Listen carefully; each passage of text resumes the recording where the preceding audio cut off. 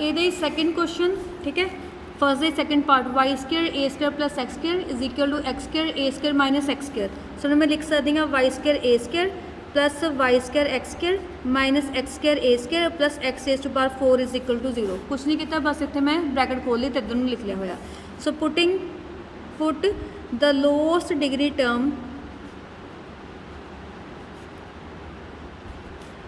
Equal to 0, ठीक है। हम लोएस्ट डिग्री टर्म कि ये पावर हैगी 4, ये पावर 2, ये 4, ये भी 2, कॉन्सटेंट नंबर नहीं देखना आप। So therefore y square A square minus x square is equal to 0, a square common, y square minus x square is equal to 0, a 0 नहीं करना आप। सो वाई स्केयर कि इक्वल हो गया एक्स स्केयर दे, सो वाई कि equal हो गया plus minus x. So y हो गया साढ़े को एक बार प्लस द एक्स, वाई की एक वैल्यू होगी minus x. So therefore we have 2 real एटा नहीं ना आंदा पिया, real and distinct tangents at origin. साढ़े को 2 अलग अलग टेंजेंट्स आ गए जेडे रियल है डिस्टिंक्ट है। सो therefore origin is either, origin की होना is either cos Nord or conjugate, या है नॉड होना या है कंजुगेट होना, ठीक है।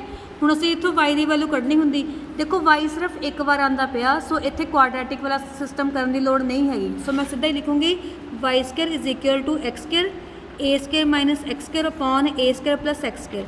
सो वाई के इक्वल हो गया plus minus under root of X A square minus x square upon A square plus X square. X को मैं बाहर कर लिया, plus minus X A square minus x square upon A square plus X square, ये हो गया, ठीक है। नाउ जे एक्स वेरी स्मॉल होवे नंबर 0 के नेड़े तेड़े होवे तो इत्थे मैं मान लो 0 कर दिता, ये नंबर की बनना ए स्केयर बाय ए स्केयर बन जूगा, ए स्केयर ना ए स्केयर कैंसल, वैल्यू की बन जानी है 1, मतलब मेरे को 1 आंदा पिया, एटा नहीं आंदा पिया, ठीक है। फिर आप की लिखांगे therefore for small values of X is not equal to 0, Y is real, Y की वैल्यू रियल आनी आ, जिदा असीं पहला कहता सगा कि वाई इमेजिनरी आ, इत्थे वाई की हैगा real. So therefore origin is node, जिहड़ा ओरिजिन पॉइंट आया वो नॉड होना, कंजुगेट नहीं होना, ठीक है। सो ये थर्ड पार्ट तुसीं अपने आप करना, तो मैं हुण करवा दिंदी हाँ ये नाल ही थर्ड सैकेंड तो थर्ड क्वेश्चन सेम तरीके नाल करना। एक दी एग्जाम्पल हैगी, एग्जाम्पल ही तुहानूं दस दिंदी हाँ मैं, क्वेश्चन तुसीं अपने आप ट्राई करियो। फिर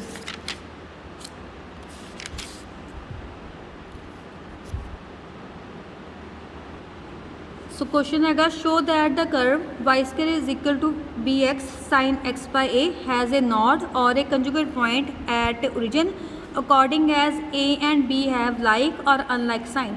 ये डिफिकल्ट एग्जाम्पल आ, क्वेश्चन सिंपल आ, but question number I think third हैगा, थर्ड के फोर्थ चेक कर देनी है। थर्ड सेम इदी करना एग्जाम्पल की तरह। So the equation of the curve किहड़ी है, Y square is equal to B X into sine X by A, ठीक है। तो सानू पता साइन थीटा होवे इनू में एरी एक्सपेंशन होंदी आ theta minus theta cube by 3 factorial plus theta की power 5 by 5 factorial minus up to so on, ठीक है।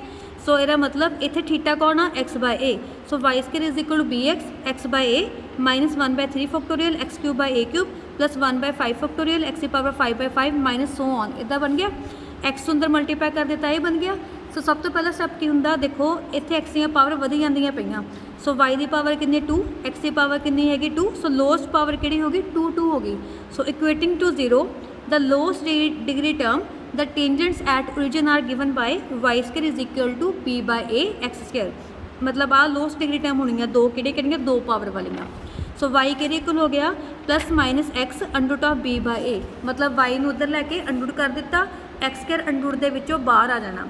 सो there are 2 distinct tangents at origin, इसका मतलब मेरे 2 प्लस माइनस 2 वैल्यूज आंदियां पईयां, 2 टेंजेंट होने हैं, ठीक है। हुण इत्थे भी देखो, इत्थे हुण प्रॉब्लम ये आ कि वाई एक्स दी पावर वधी जांदियां पईयां लगातार, कित्थे तक जाणियां इनफिनिटी तक जाणियां। सो सानूं असीं इन्ना वड्डा क्वेश्चन अफोर्ड नहीं कर सकते। सो इहदे विच आपां निगलैक्ट करांगे, की करना पहली गल आपां करांगे कि when a and b are, अच्छा असीं की कहा सीगा कि ओरिजिन ते चैक करन दा मैथड ये हैगा कि असी x ਦੀਆਂ ਜਾਂ y ਦੀਆਂ ਹਾਈਐਸਟ ਪਾਵਰ ਨੂੰ ਨਿਗਲੈਕਟ ਕਰ ਦੇਣਾ। ਠੀਕ ਹੈ, ਸੋ ਇਸ ਕੁਐਸਚਨ ਵਿੱਚ ਵੀ ਅਸੀਂ x ਦੀ ਪਾਵਰ 4 x ਦੀ ਪਾਵਰ 6 ਸਾਰਾ ਕੁਝ ਨਿਗਲੈਕਟ ਕਰ ਦਾਂਗੇ। ਸਾਡੇ ਕੋਲ ਬਚਣਾ ਕੀ ਆ y square is equal to b by a x square, ਆ ਬਚ ਜਾਣਾ। ਠੀਕ ਹੈ, now when a and b have like sign, ਇਹਦਾ ਮਤਲਬ ਜੇ ਦੋਨਾਂ ਦੇ ਸੇਮ ਸਾਈਨ ਹੋਣਗੇ, ਜਿੱਦਾਂ 2 ਤੇ 3 ਲਿਖੂੰਗੀ ਤਾਂ ਵੀ ਇਹ ਨੰਬਰ ਪੋਜ਼ਿਟਿਵ ਆ, -2 -3 ਲਿਖੂੰਗੀ ਮਾਈਨਸ ਦਾ ਮਾਈਨਸ ਕੈਂਸਲ ਤਾਂ ਵੀ ਇਹ ਨੰਬਰ ਕੀ ਹੈਗਾ ਪੋਜ਼ਿਟਿਵ।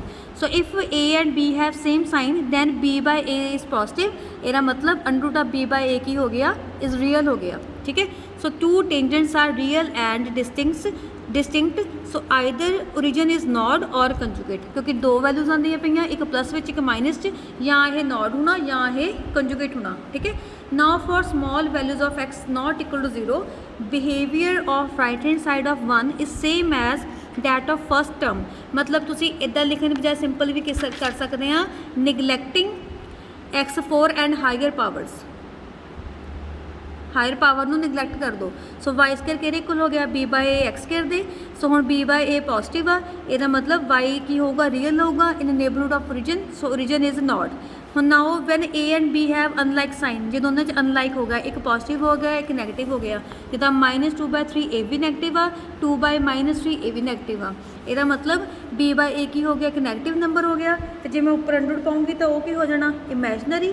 ਹੁਣ ਦੋਨੇ ਟੈਂਜੈਂਟ ਕੀ ਹੋ ਗਏ ਇਮੈਜਨਰੀ, ਜੇ ਦੋਨੇ ਟੈਂਜੈਂਟਸ ਇਮੈਜਨਰੀ ਆ ਇਹਦਾ ਮਤਲਬ ਓਰੀਜਨ ਕੀ ਹੋ ਗਿਆ ਕੰਜੂਗੇਟ ਪੁਆਇੰਟ ਹੋ ਗਿਆ। ਫਿਰ ਇੱਥੇ ਅਸੀਂ ਅੱਗੇ ਪ੍ਰੂਵ ਨਹੀਂ ਕਰਨਾ।